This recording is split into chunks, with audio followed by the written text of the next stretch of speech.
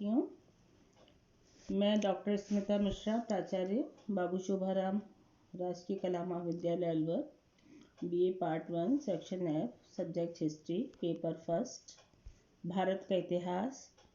और आपका टॉपिक चल रहा था जैन धर्म। इसका मैं आज अंतिम सोपान में ले जा रही हूँ उसे। यह हमारा 5वां भाग है इस टॉपिक का।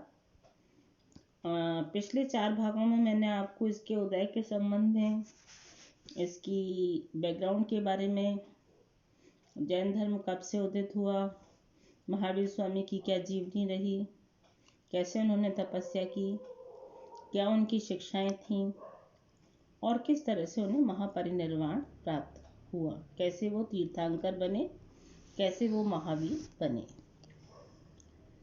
अब मैं आपको पार्ट 5 कंक्लूडिंग पार्ट है और इसमें ये बताने जा रही हूँ कि कालांतर में जैन धर्म के 2 संप्रदाय बन गए, एक श्वेतांबर और एक दिगंबर। जो लोग वस्त्र धारण करते थे वो थे श्वेत अंबर। श्वेत है जिनका अंबर, अंबर माने आकाश, और दिगंबर दिशा ही है जिसका अंबर, यानी जो कोई वस्त्र धारण नहीं करते थे। तो इस तरह से हम देखते हैं जैन धर्म में 2 संप्रदाय बने। इसके पश्चात आते हैं हम लोग जैन धर्म का प्रचार प्रसार। स्वयं महावीर के समय में जैन धर्म पर्याप्त लोकप्रिय हो गया था और इस लोकप्रियता में स्वयं महावीर स्वामी का बड़ा योगदान रहा था, क्योंकि उन्होंने मगध और आसपास के जनपदों में घूम घूम कर अपने उपदेश दिए थे। जैन धर्म का यद्यपि विद्यार्थियों बौद्ध धर्म की तरह विदेशों में भी व्यापक प्रचार प्रसार तो नहीं हुआ, लेकिन बौद्ध धर्म की तुलना में जैन धर्म आज भी भारतवर्ष में जीवित है और बहुत सारे जैनी संप्रदाय के लोग हमें मिलते हैं। अब आता है कि इतनी रिच, इतनी समृद्ध परंपरा को जिस जैन धर्म ने धारण किया, उसका क्या सांस्कृतिक महत्व एवं योगदान विश्व को और भारतीय संस्कृति को रहा। तो यहाँ मैं भारत के परिप्रेक्ष्य में ज़्यादा बात कर रही हूँ। जैन धर्म ने भारत में चिंतन, दर्शन, भाषा, कला के विकास में महत्वपूर्ण योगदान दिया।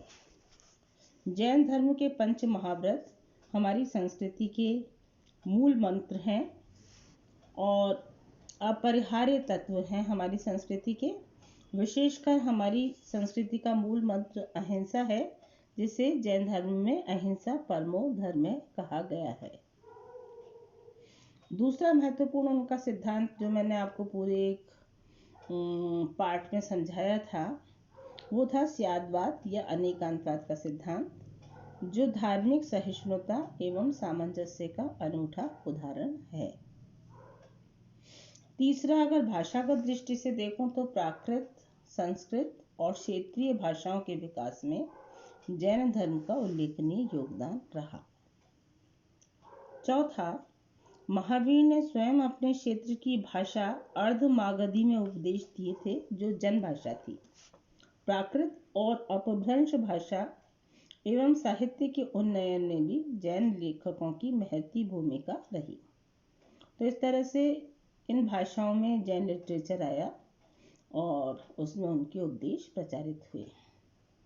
केवल उत्तर भारत में ही नहीं, दक्षिण में कन्नड़ तथा तेलुगु भाषा में भी जैन साहित्य की रचना की गई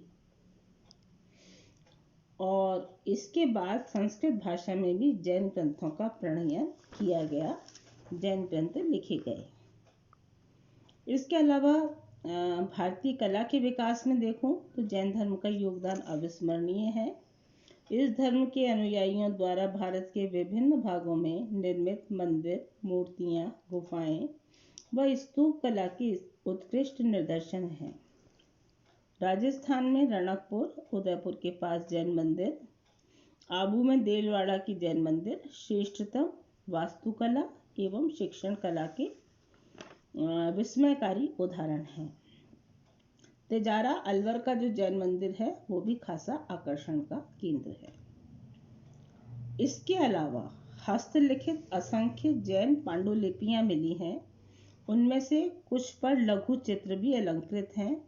यानी चित्रकला में भी उनका योगदान रहा है। इसके अलावा उन्होंने इस धर्म के माध्यम से चित्रकला की एक नवीन शैली का भी उदय किया, जो पश्चिमी भारतीय शैली के रूप में प्रसिद्ध है। इसके अलावा सामाजिक जीवन में देखा जाए तो उच्च निम्न वर्ग के भेद को तोड़ना, महिलाओं को समानता देना जैन धर्म की महत्वपूर्ण देन है। धार्मिक जीवन में देखूं तो कर्मकांड, आडंबरवाद को समाप्त करना, ये भी उनकी भारतीय संस्कृति को एक बड़ी देन कही जा सकती है। तो हमने इस अपने चैप्टर को आपको पूरी तरह से समझाने की दृष्टि से 5 हिस्सों में बांटा, और आज ये आपका अंतिम हिस्सा था, जिसमें आपने देखा कि भारतीय संस्कृति को किस प्रकार जैन धर्म की देन रही। और इसी पर आपका आज का जो असाइनमेंट या होमवर्क है वो आधारित है कि जैन धर्म के प्रमुख संप्रदाय कौन कौन से हैं। जैन धर्म की भारतीय संस्कृति को देन की व्याख्या कीजिए।